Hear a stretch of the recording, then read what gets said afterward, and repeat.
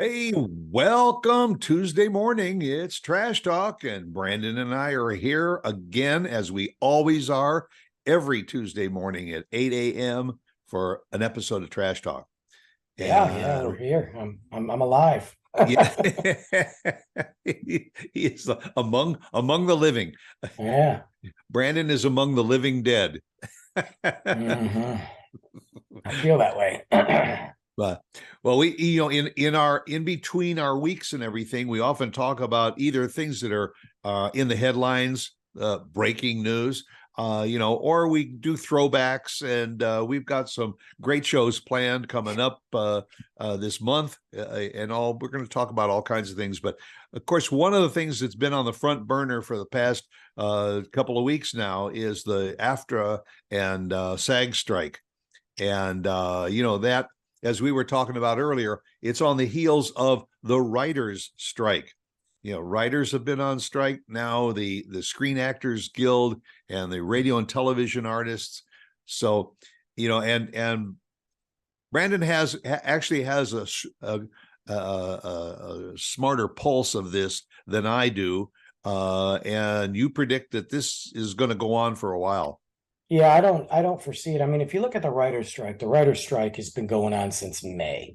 So we're now approaching August, right? The writer's strike has been going on since May. The actor strike just started, Right. but quite frankly, was supposed to start in June. June 25th was the alleged date. 25th or 24th was the alleged date that the strike was going to happen. That got pushed, obviously.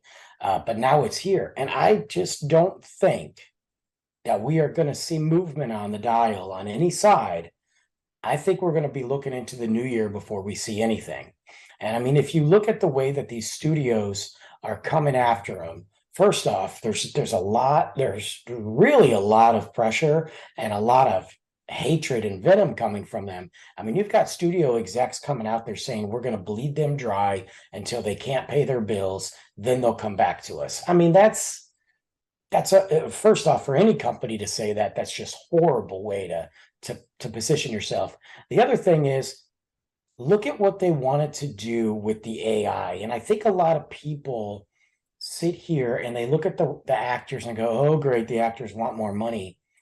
Let's forget the actors, okay? Forget your Clooney's and your Tom Cruises and all that.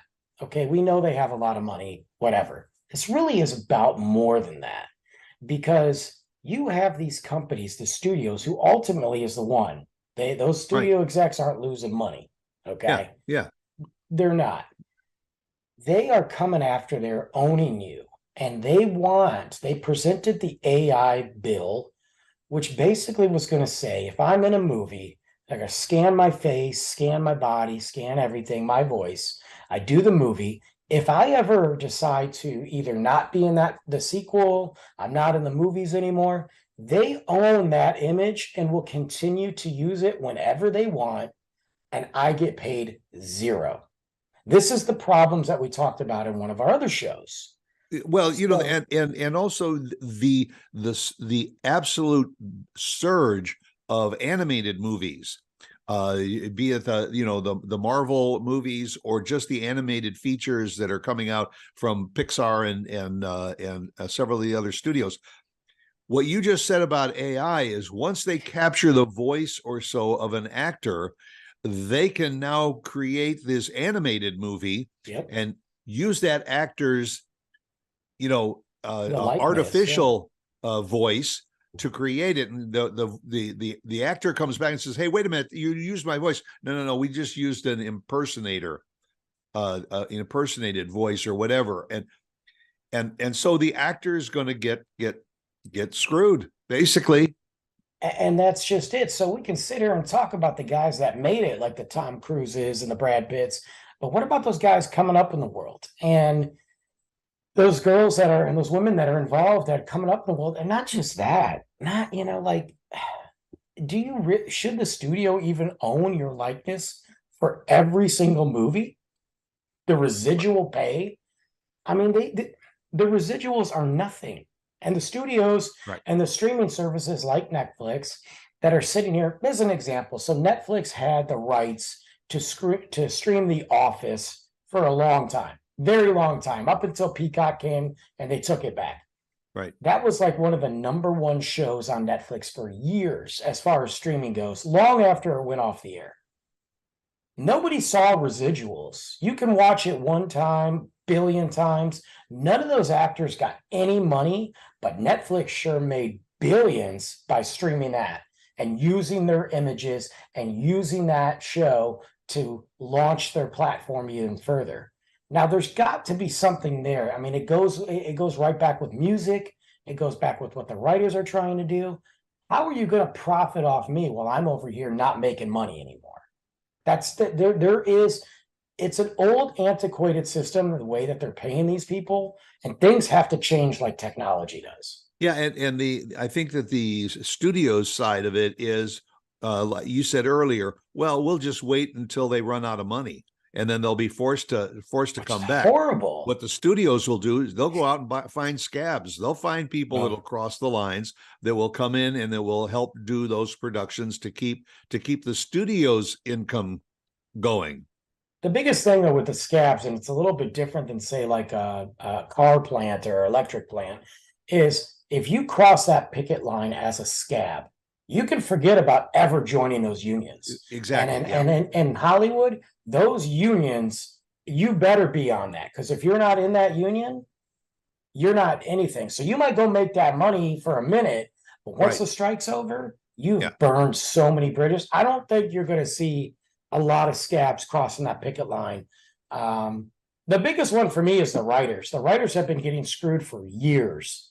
And I got to tell you, these movies are nothing. These films are nothing. These late night television shows are nothing without those writers. You're right. And I mean, they think that they can just get by on reruns, or they can get by on old jokes. But if they even use old jokes, and all the writers, the original writers, are not getting any residuals for those reruns and those original jokes that were written. Well, you also have the first time. I mean, here's the first time in like 63 years that they've both been on strikes together, and you've got shows. I mean, look, they're just not going to come on. I mean, Jimmy Kimmel's not going to do a show without his writers, and now he can't because they're on strike and the actors are on strike. So it's really, though, puts one thing that I don't know how many people, if they're really thinking about it, it really puts the movie theaters back in another bind, because COVID destroyed, let's just say, 80%, 70% of the business.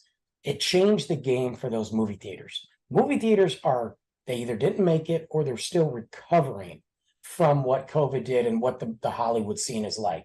Now you're on strike. All those movies are delayed. All those productions have come to a screeching halt.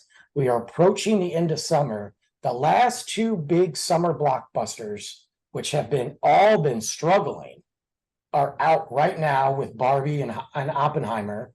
After that, there's nothing. And you got the new Tom Cruise Mission Impossible. Well, that came out last week. Yeah. So you've got Dead Reckoning, you've got Barbie, Oppenheimer. That's it. The rest of the films that are coming aren't slated to be blockbusters. You've got a Marvel movie coming in November, then a DC film that nobody cares about, and then you've got a couple other sprinkles. That movie theater is going to be shut. I mean, they're going to be shuttered. What are they going to show? Yeah, well, what they do is, as you get closer to the holidays, they start showing the classics, hoping that people will come into the theaters to watch the classics because those are already in the can. Well, but they've been doing that for years now, trying to build up that reputation. And I think it's a good idea, don't get me wrong, but I worry about that, and being an entertainment fan and a movie fan and a movie nerd. Like, well, you're a movie writer too. You're a critic. It's funny because I got an email. I can't say who it's from, but I got an email, and it was from this group that where I get to go see movies and I get to, I don't get to go often. I mean, it's not, there's people that get to go a lot more than I do, but I get the privilege of going to see films either right before they come out or whatever.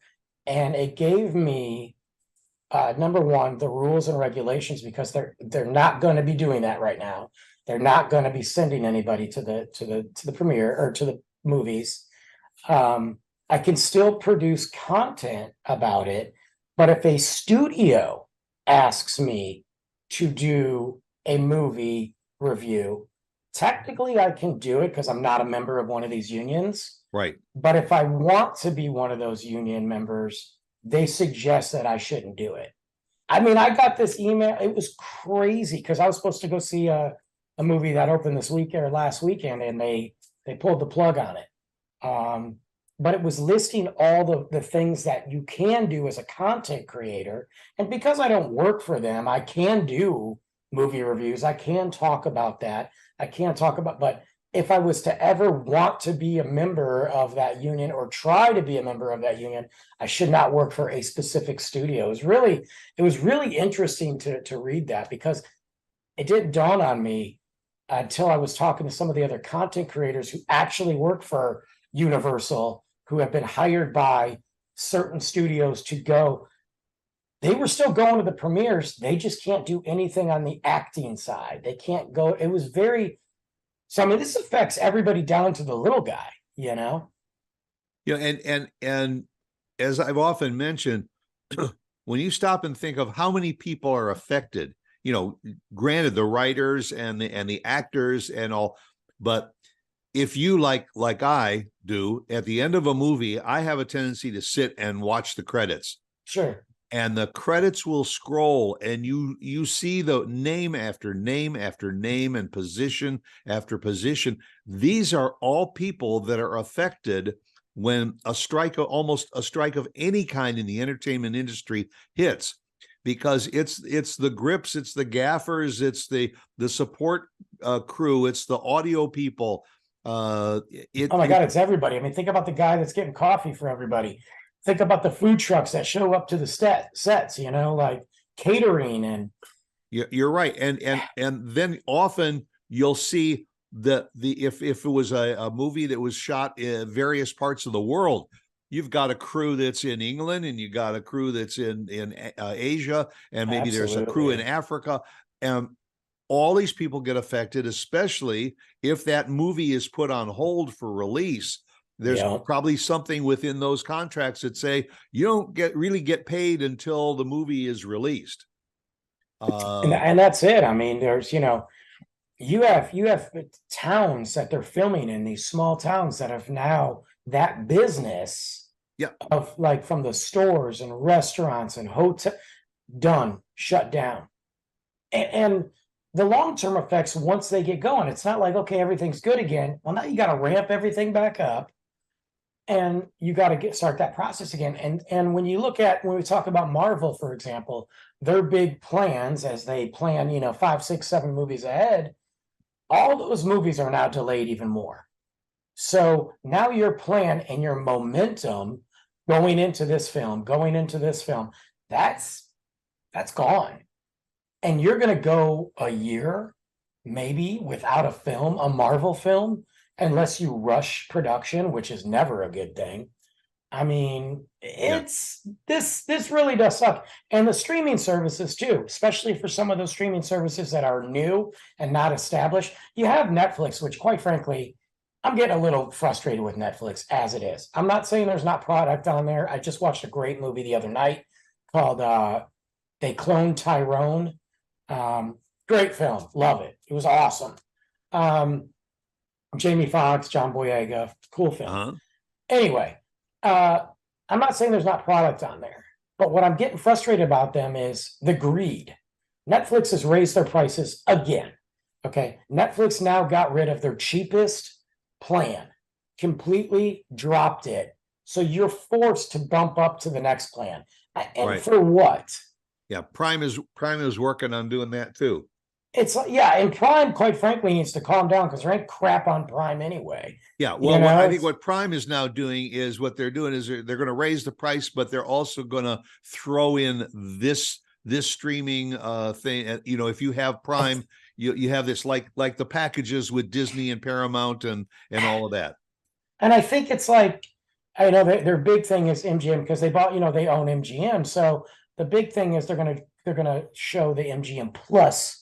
But I'm like, I don't even care about. I don't get me started. But they're But raising up. what is all this going to do to the streaming uh uh stream watching community? Well, Because that's what I was if thinking. they're not going to the movies, it's almost like during COVID when the theaters shut down, everybody became a couch potato and Mhm. following everything on TV.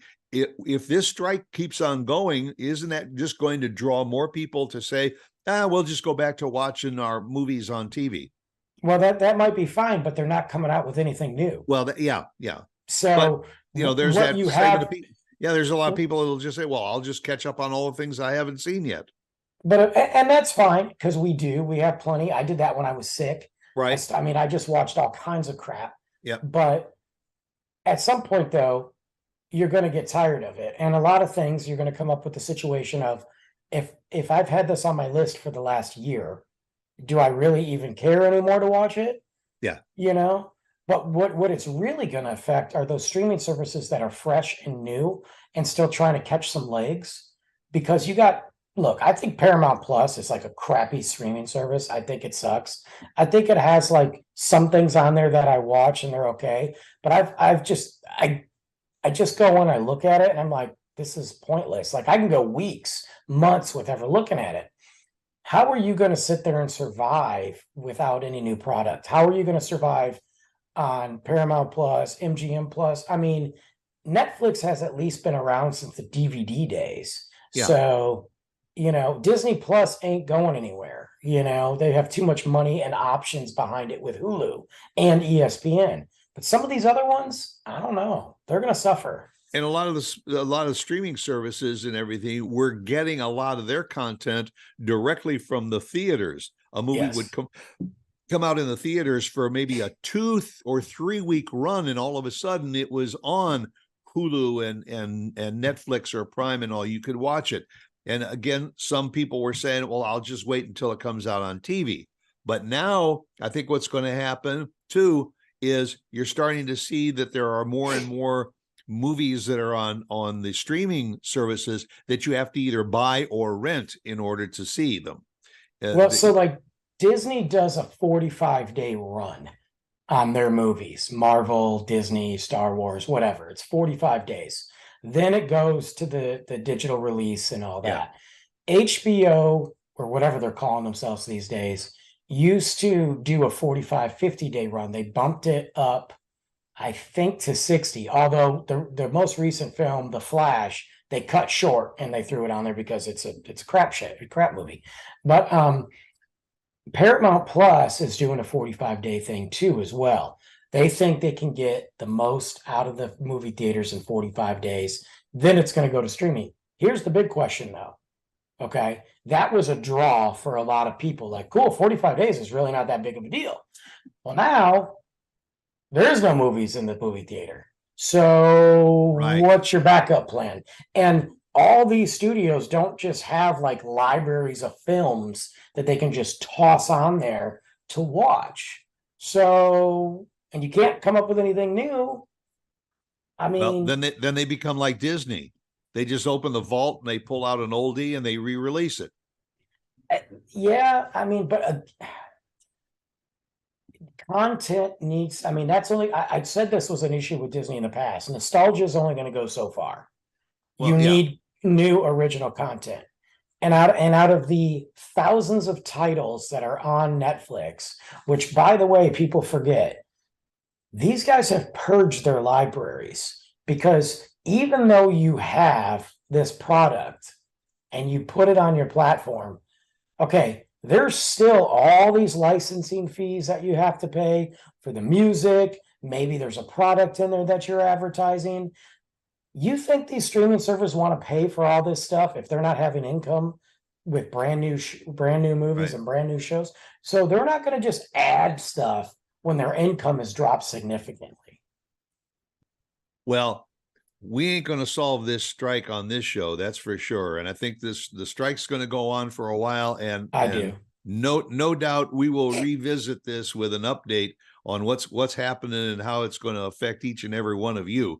But we sure appreciate you joining us for a little bit of our banter this morning, and hope you'll join us again next week, same time, 8 o'clock on Tuesday morning, for our next episode of Trash Talk. Take it easy.